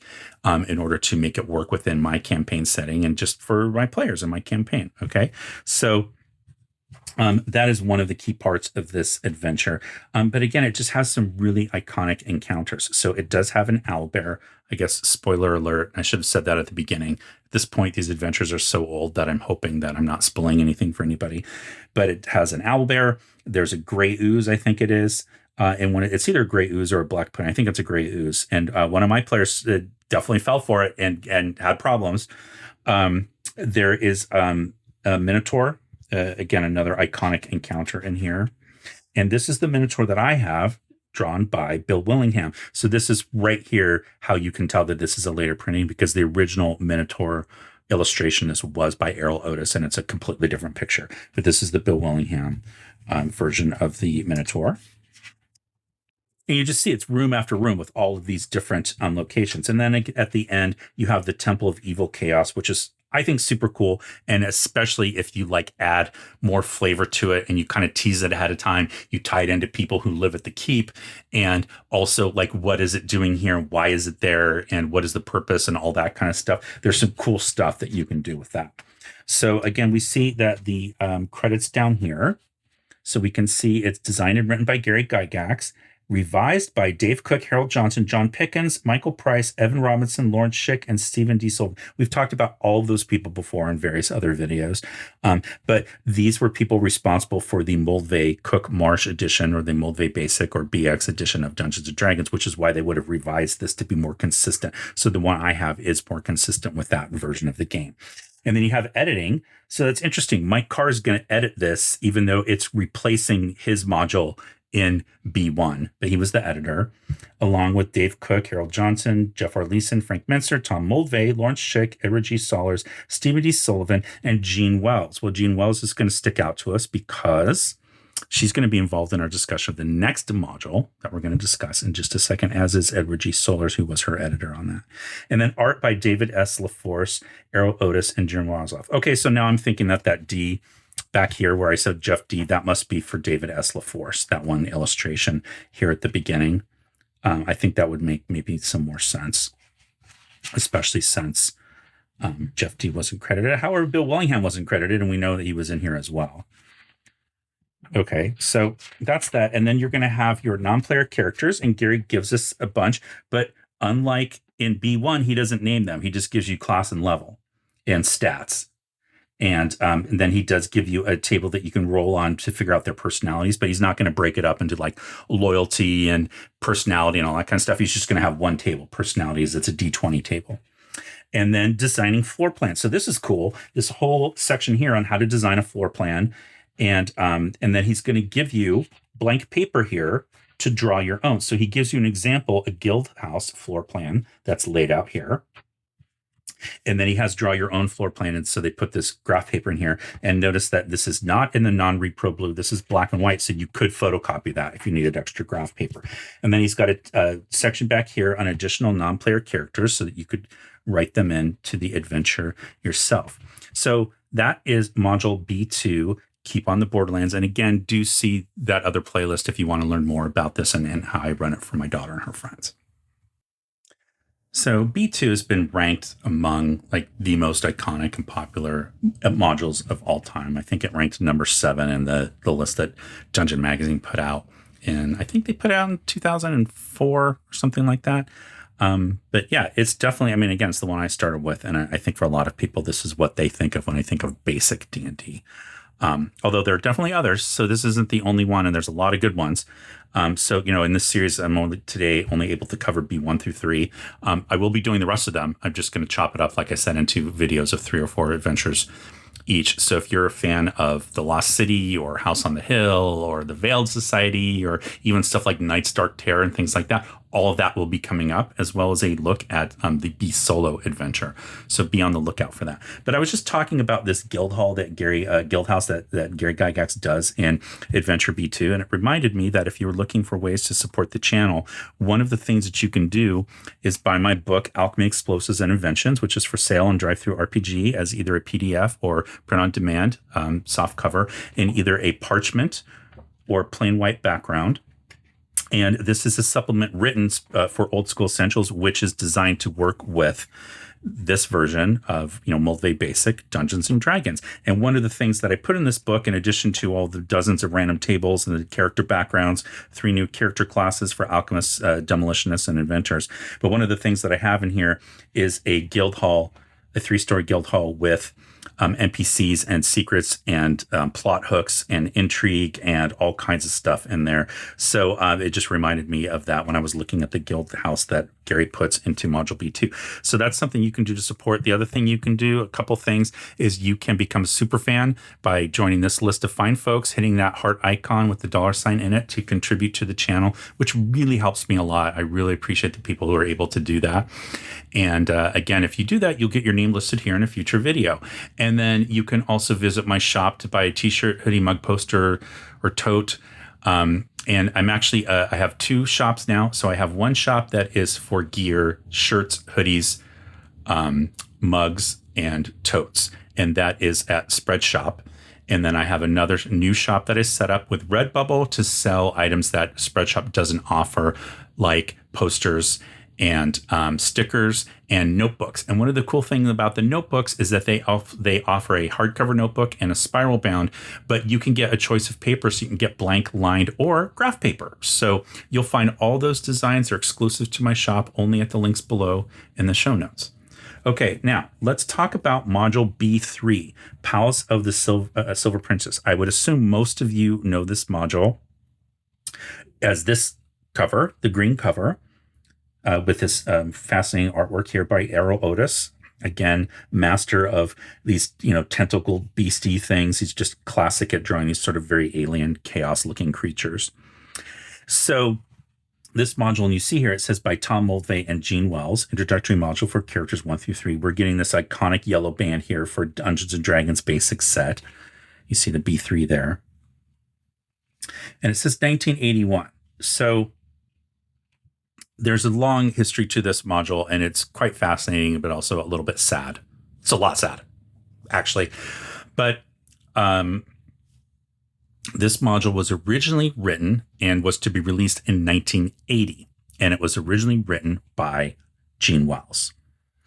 And the short version of this is that she came to work at TSR. She learned to play the game very, very early on. Some friends were playing, and she started playing the game with them. She bought the game to play on her own and discovered very, very quickly that she much preferred being a dungeon master than being a player. And while reading an ad in Dragon magazine, she saw a classified ad that TSR was looking for people in the game design department. And so she wrote and applied for the job. She ended up driving to Lake Geneva. I don't know if she drove, but she ends up in Lake Geneva, and she met with Gary Gygax like over 3 days at his place. And he kind of interviewed her and offered her a job. And so she moved to Lake Geneva and took a job at TSR. And she becomes the first person to run the Sage Advice column in Dragon magazine, which was a column where people would write in to ask questions about the rules in Dungeons and Dragons, and the Sage would answer them. And so she was the first Sage for the Sage Advice column, which is going to run for decades in Dragon magazine, across different people taking over it. And of course, based on when you were writing, there's certain times where it's different editions that you're talking about. But she's going to be the Sage from issue number 31 until issue number 39, I believe, is her last issue as the Sage. But one of the things that happens is, again, TSR is getting into this idea of wanting to write these introductory level adventures.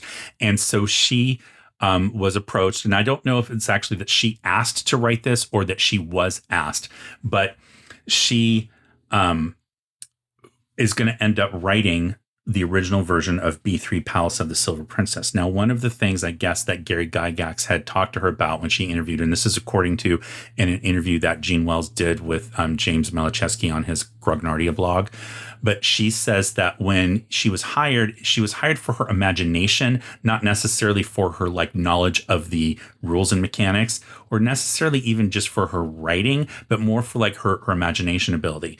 And Gary had kind of said that he would mentor her and sort of be there for her to like help oversee her when she was working on her own projects. Well, that's not actually going to happen. And so the way that she says it, and I'm paraphrasing here because she doesn't use these words, but it sounds like she felt a little bit like she was kind of thrown to the wolves. She's working on this adventure, but she doesn't really have anybody that's like overseeing her. But then the other thing that people say, and she also says this, was that like her version of the story is that she was being like sort of micromanaged, and she didn't like that. And so she went to Gary and said, "Can you get these people off of my back?" Then the flip side of it is that, like other people said, like Gary kind of came down on them hard and told them to leave her alone and to only correct her spelling and grammar mistakes, but don't touch anything else that she did. So again, these are stories that are being told decades after this actually happened. I'm sure passions are hot, and everyone has their own version of the story of events that they've told themselves over the years.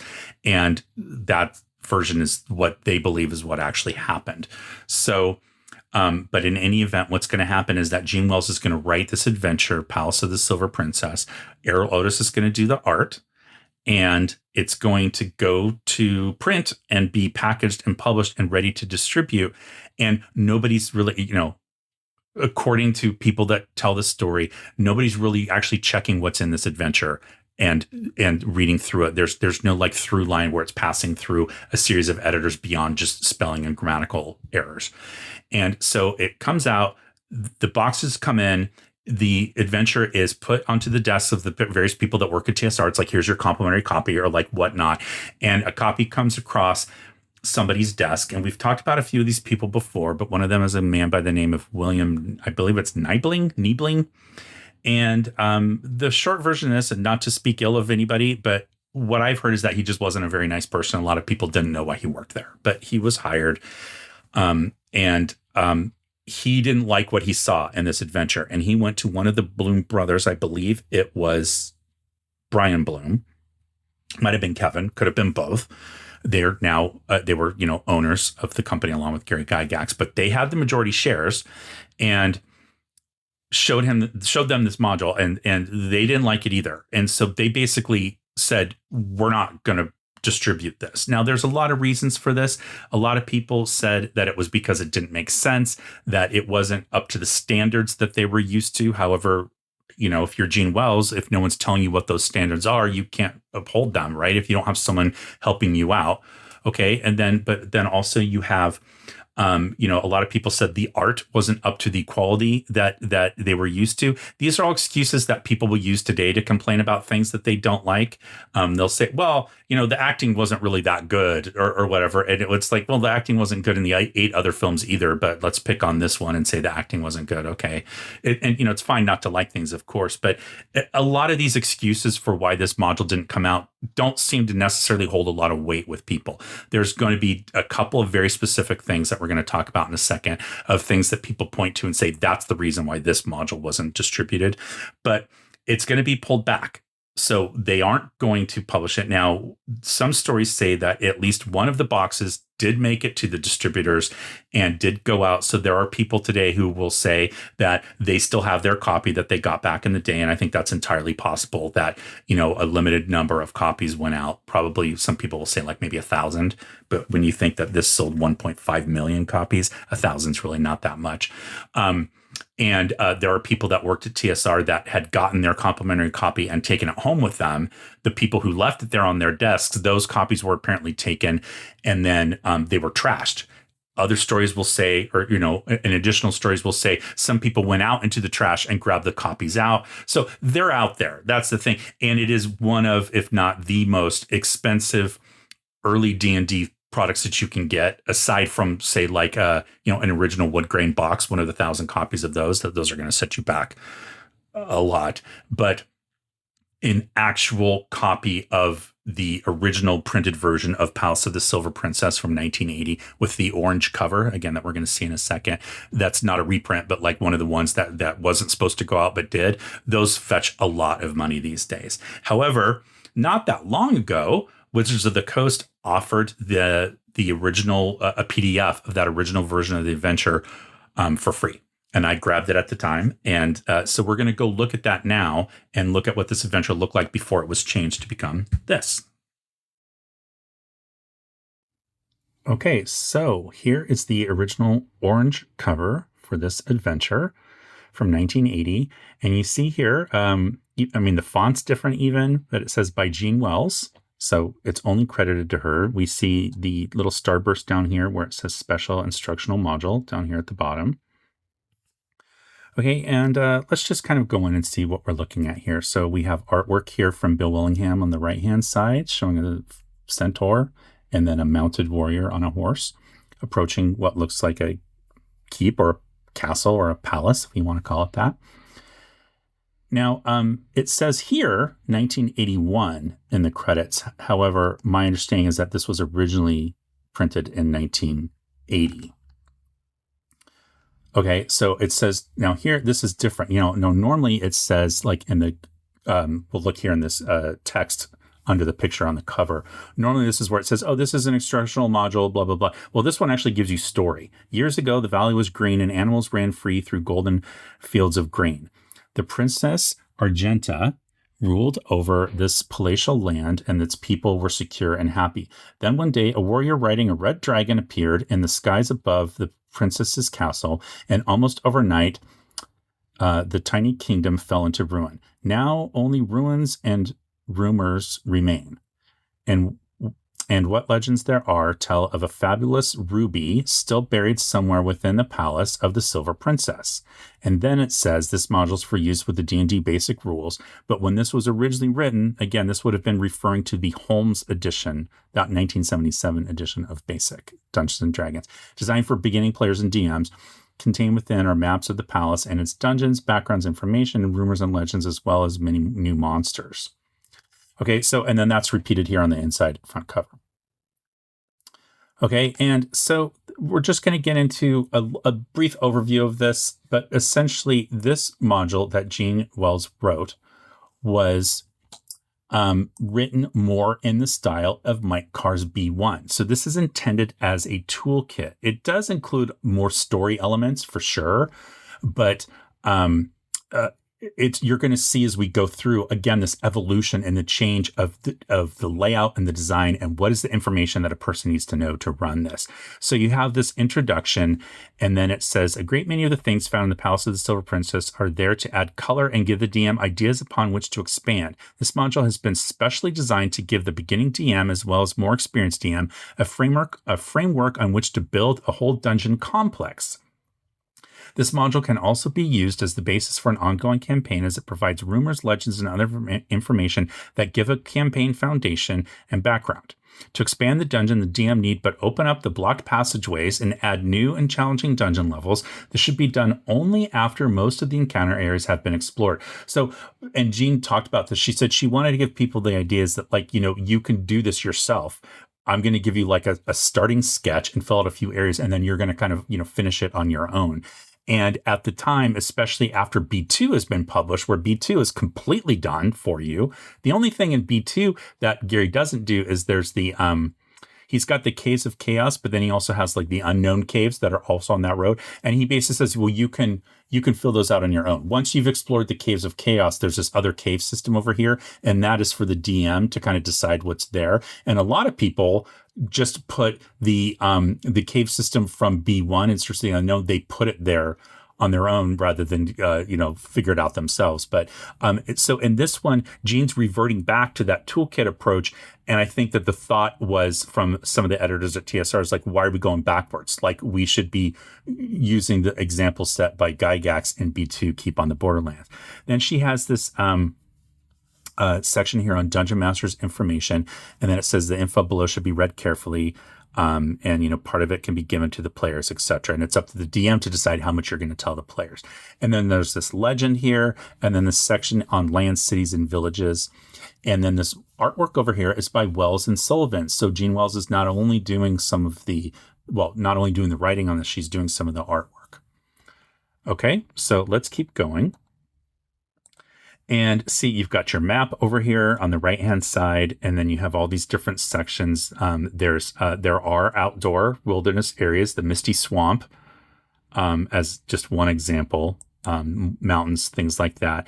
You have a tinker and his daughter, and this picture here of a tinker wagon. And then you have rules on drowning, which is really interesting. So there's actually rules for this in Mike Carr's B1 in Search of the Unknown. These rules are different than the ones that he wrote. But she says, when a character accidentally falls into water more than 10 feet deep, that character has a chance of drowning. Many things will have to be taken into consideration when determining what the exact chance will be, such as are his or her comrades engaged in battle at the time? Does he or she have any companions? Can he or she swim? What is he or she carrying? Does he or she have anything floatable to hang on to, etc.? And then it tells you if you're in armor of plate mail, your chance to drown is 95%. If you're in chainmail, it's 70%. Leather is 25%. And no armor is 5%. That's going to, again, be different than how Mark Carr did it. Because, again, there were no rules for that. And so it was up to the DM to kind of figure it out. So these are two different DMs, two different writers, creators, designers, who are telling you how they would approach the subject of drowning. And so I like that. It's different because it's telling you, in this version of the game, it's okay for the DM to make a judgment call based on what works best for them. And here's two different ways that you can handle it. That's how I choose to look at this, as opposed to one of them was right and one of them was wrong.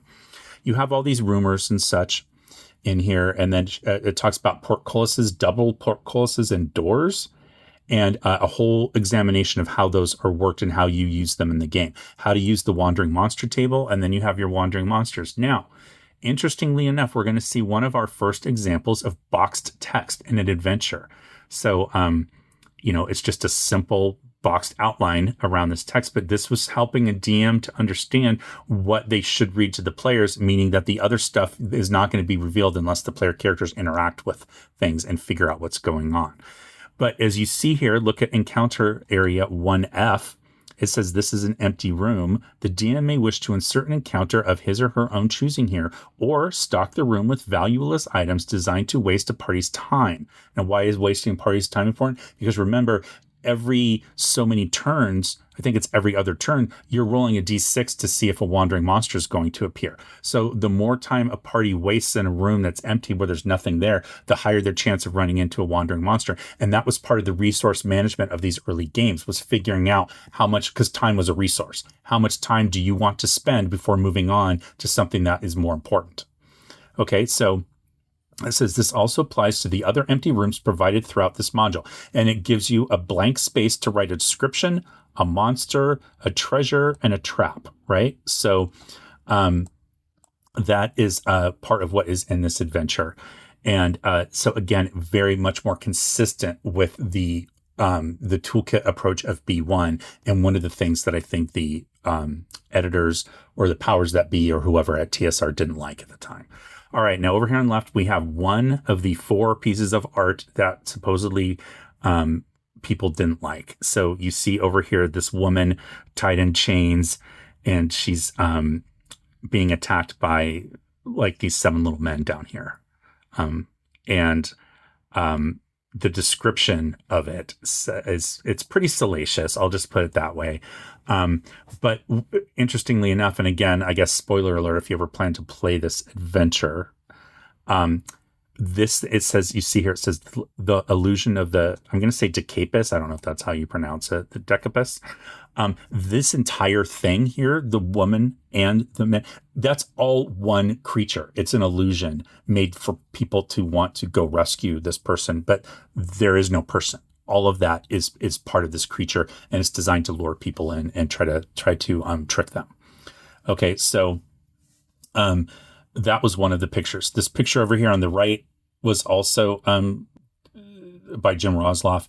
People said was questionable. I'm not going to get into why, but there's a guy handing meat, like some meat to a lion, and some people, I guess, decided, according to Evan Robinson, who was working there at the time, he said people got the wrong idea from the way that the image was drawn. So I think, I think it's a stretch. I even think it's a stretch to say that this one of the woman over here with these 7 little dudes was questionable. It's no more or less worse than any other piece of art and other things at the time. Okay, so then again, you have more of these room descriptions that are left blank, which I think is really cool. Okay, and so more art over here. And more places to add your own descriptions. Okay, you have your key to your upper level here. Now, this is probably the most famous piece of art in here. This is by Errol Otis. I'm sorry. And it is dated 81, so maybe this did come out in 81. I said 1980, and that was incorrect. I think maybe Gene Wells started writing it in 1980. But this piece of art was considered inappropriate by the powers that be. Now, there's a lot of different reasons for that. One is that it shows creatures that have both male and female attributes to them, and some people didn't like that. So you see it's a 3-headed monster. For people that can't see this, if you're listening instead of watching. In this case, I would encourage you, if you are listening instead of watching, like bookmark this to come back and look at the picture, because the picture will show you why people thought that it was inappropriate. But it essentially features like a 3-headed, almost like a giant, where 2 of the heads are of one sex and one of them is another. So the one on the left has 2 male heads and a female head, and the one on the right has 2 female heads and 1 male head. And the description says that it will present itself as the gender of whatever it has the most heads of. So the 2-headed one would present as male, and the 2-headed male figure with the 1 female head would present as male, and the 2-headed female figure with the middle head of a male would present as female. So a few things going on here.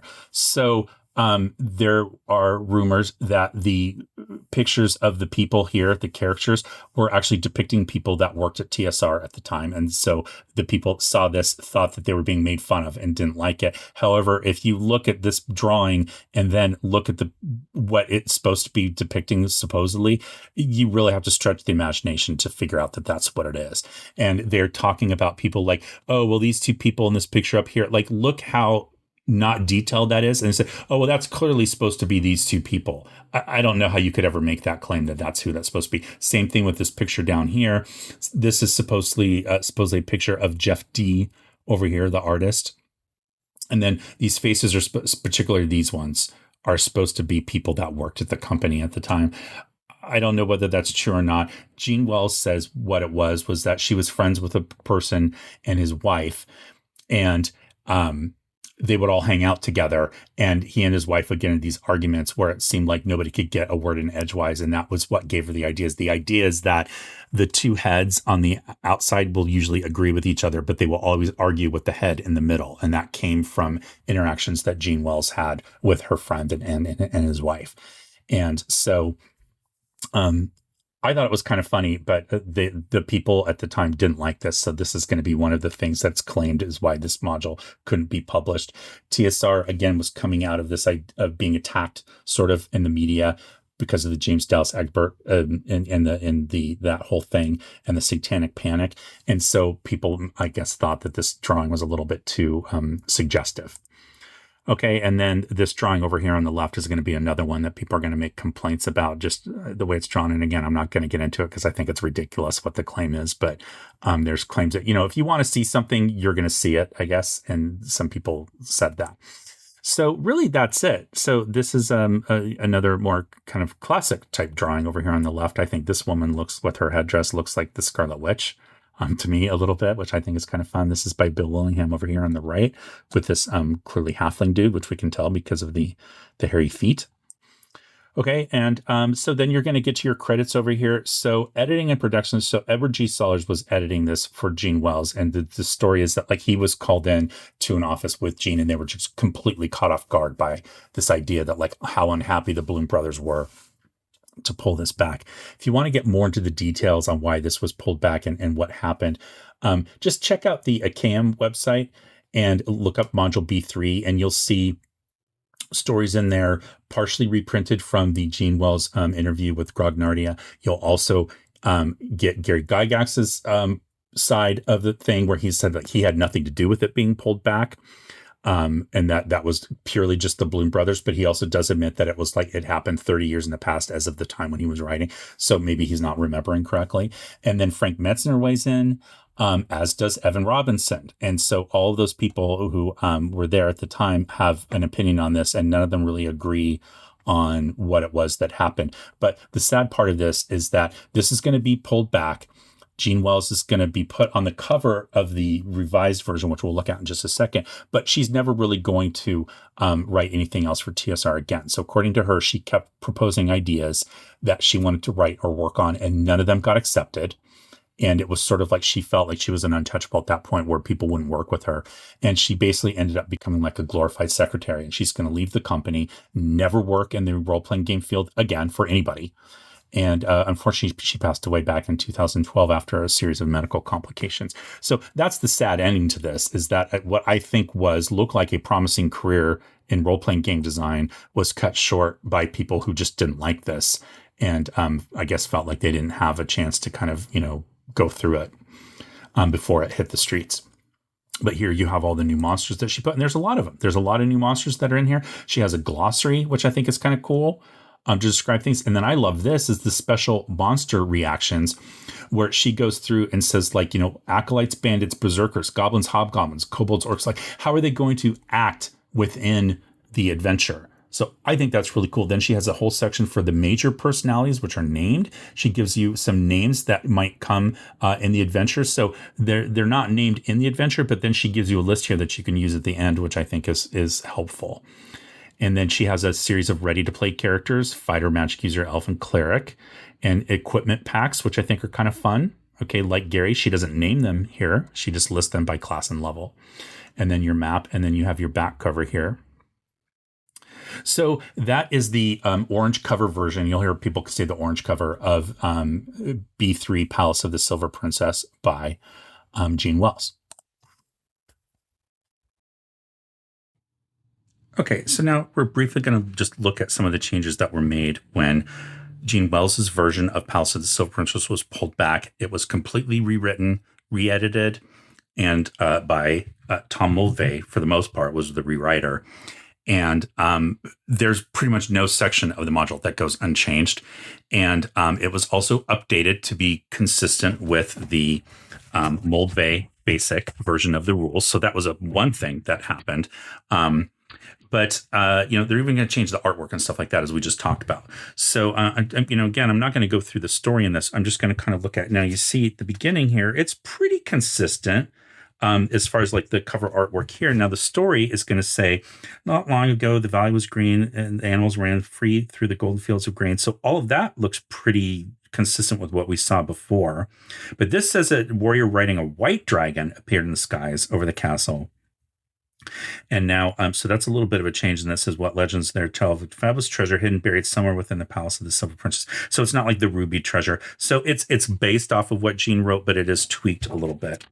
And essentially what's going to happen in this is it's going to dispense with the toolkit approach. This is not a toolkit approach, so you're not stocking this yourself. It's going to be pre-stocked for you. It moves the ready-to-play characters up here to the front. Okay, and it's going to put it in all to these different parts. You've got 6 different parts of this adventure. You see brand new artwork down here. This artwork is reused from before. But then it has this whole Dungeon Master's background, and it talks about the Eye of Eric and all this stuff. So that's all new. This is all stuff that wasn't in here before. And then you have this player's background. Read to the players, and it's this long introductory text. This is going to be part of a long series of things where you have like these long pages of text that you're supposed to just read to your players and have them just listen. I don't like to play that way. I never use box text the way that it's written in things before. I'd rather just have bullet points, quick bullet points of like, what they can see here. Senses and then just kind of like move on. Okay, so then you have the programmed adventure at the gatehouse. You could just see the presentation here is completely different. Some more new artwork here. You do have box text used throughout. Okay, we're seeing more new artwork. This is new. Okay, then you have, and the story in here, the structure is just completely different. It doesn't really follow what was in here before. This piece of art is reused. Okay. Beware of Travis. Some more art. Okay, and then you have the key to the second dungeon level 2, down here, which is much shorter. There's some more new art down there. I know I'm going through this really quickly. But again, my point here is not to tell the story of like how to play this module. It's just to kind of really talk about the history of it. So it's just, this is all completely different and changed. Okay, this artwork down here, as is this. New pieces down here. And then a note on assigning experience points. So it's a little bit teaching, but this is less of a teaching adventure like B1 and B2 and even the original version of B3. This is more of just like a standard adventure. So there's very little in here that's like teaching you how to run a game. They do give you a piece of graph paper in here. It says this graph paper is provided so the DM may expand the module if desired. Possible areas of expansion include lower cabins, such as areas 11, 17, 20, 45, etc.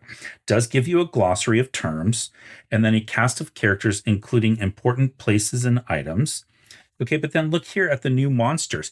This list is like less than half of what we had in the original version of the adventure. So it takes out they were called ubus, those like giants with the 3 heads. Those are just, not only did they replace the artwork, just the entire monster in that encounter is completely gone from here. And then you see the credits here, and it's different people. So they do give Gene Wells a credit, but the lead designer is written as Tom Mulvey. Different artists as well, and play tape testers. And then it says Gene Wells would also like to give special thanks to. So that was in the original adventure as well. And then the back cover here would be the same as what we saw before. But again, just a real change in the just the game design. If take aside the internal politics, but the differences between the original version of B3 with the orange cover to the one that was ended up being published is a shift in how to present an introductory module for players. And it's a shift from do it yourself. Here's how to do it yourself. And we've given you some examples, and then finish it on your own, to here's a complete adventure that you can run, and you don't need, you don't have to do it yourself because we've done it for you. Okay. So it's a complete change in philosophy of products that you're going to be putting out and what's going to be in those products and the design behind them. And it's a fundamental shift. And I think it's one of the most important time periods to look at, along with, where you get the shift to the more story-based stuff with, like, say, Dragonlance or Ravenloft, whichever module you want to look at to be that kind of change in there. This is just as important. That shift from the do-it-yourself approach to module design and adventure design to the prepackaged box text. Here's how you're going to run this adventure. So anyway, that's our look at these first three modules. And again, I know I kind of covered them a little fast, especially at the end, but I really wanted to talk about just their place in the history of Dungeons and Dragons. And what I would love to hear from you guys is whether you like the more historical approach, or whether you would prefer that I'd actually talked about, like, the story and the contents and the encounters in these adventures. I feel like those have kind of been done by other people, and I wanted to provide a different perspective. But let me know if you like both, but you'd rather that I did, only covered one adventure and did the whole scope rather than trying to do, like, maybe three at a time like I did here. But you can put all of that in the comments below and let me know. And then while you're down there, you'll find places where you can join me on social media, and you'll find links to my blog. I've talked about all the other links before for my shop and my products on DriveThruRPG. So all that's going to be below. And I just want to say thank you so much for watching. Stay safe, happy gaming, and I'll talk to you next time. And now for the bonus content, what I was drinking, what I was listening to when I made my notes for this video. And this is going to be a quick one because I'm frankly just running out of time. My video editing software only lets me edit videos up to 2 hours in length, and I'm brushing up against that. But I wanted to talk about this a little bit, and I really hope that you enjoyed the video and understand that, like, the legacy that those three adventures had on the future of the game, just in terms of, again, like, the philosophy of the game design and presentation. And also, they're just iconic adventures from the early days that a lot of people fondly remember. So I'd love to hear your memories of those adventures down below. Which one of those three was your favorite? And don't forget, I will be covering the rest of the B series soon. So be on the lookout for that coming up at some point in the future. But let's talk about what I was drinking. And this is almost the very, very last of something that I bottled way back in 2018. This is you can see the writing's almost come off. Barrel-aged white Manhattan. This is from 2018, actually. And this is all I have left after this little bit that I poured here to share with you guys. But, I thought it was worthy of sharing, and why have something if you're not going to use it or drink it or whatever. So the White Manhattan, basically what I used was it was Buffalo Trace White Dog whiskey, which is just unaged whiskey, so you could call it moonshine, right? And then I've seen different recipes. The one I did was 2 parts of that white whiskey to 1 part. I used Dolan Blanc vermouth. I've seen recipes that call for Lillet Blanc, for a mixture of dry and Blanc vermouth. I've seen one recipe that calls for adding Benedictine, which I did not do, and then orange bitters, which I did do the orange bitters. Now, this sat in a barrel for a very long time, which is why you see the color has gone from light to darker. The white whiskey is like clear. And but I barrel aged it, so I'm trying to add some of those barrel flavors back. So let's give it a sip.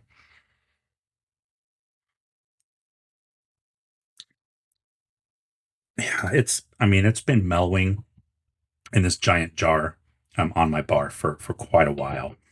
And it's really nice. It's got like a nice balance of those flavors where you don't get that like really sweet caramely toasted oak notes from the whiskey because it wasn't aged that way. However, it is picking up flavors from the barrel that I used to age the entire cocktail in, but it's just a different kind of approach.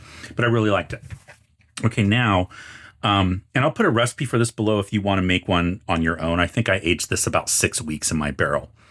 This record is called Alts and Outs. This is by Blue Note. It came out for Record Store Day, Black Friday, back in November of 2024. And as the title says, it's actually outtakes from a bunch of famous albums and or tracks. So Bangoon was left off of Cannonball, or at least something else, which I've talked here on the channel about before. So it features Miles Davis on trumpet as well.